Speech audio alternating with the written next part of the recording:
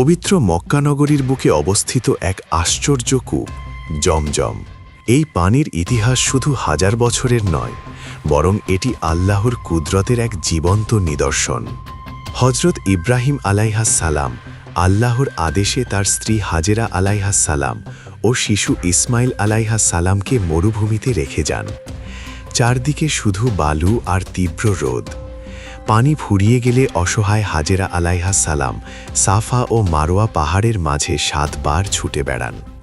ঠিক তখনই আল্লাহর ফেরেশতা হজরত জিব্রাইল আলাইহাস সালাম শিশুর পায়ের আঘাতে মাটি ফুঁড়ে বের করে দেন পানির ধারা, আর সেখান থেকেই সৃষ্টি হয় জমজম কূপ। প্রিয় নবী হজরত মুহাম্মদ সাল্লাল্লাহু আলাইহি ওয়াসাল্লাম বলেছেন, জমজমের পানি যে উদ্দেশ্যে পান করা হয় তা পূরণ হয়।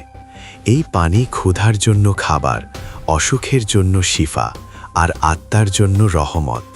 আরও আশ্চর্যের বিষয় হল, হাজার বছর ধরে লক্ষ লক্ষ মানুষ জমজম পান করছে, অথচ এই কূপ কখনো শুকায়নি।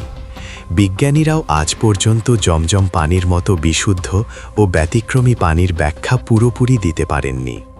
হজ ও ওমরা পালনকারীরা জমজম পান করে দোয়া করেন, রোগীরা পান করে শিফা কামনা করেন, আর মুমিনরা পান করে তৃপ্তি লাভ করেন।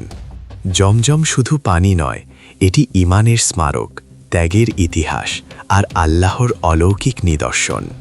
আল্লাহ আমাদের সবাইকে জমজম পানির ফজিলত অর্জন করার তৌফিক দান করুন। আমিন।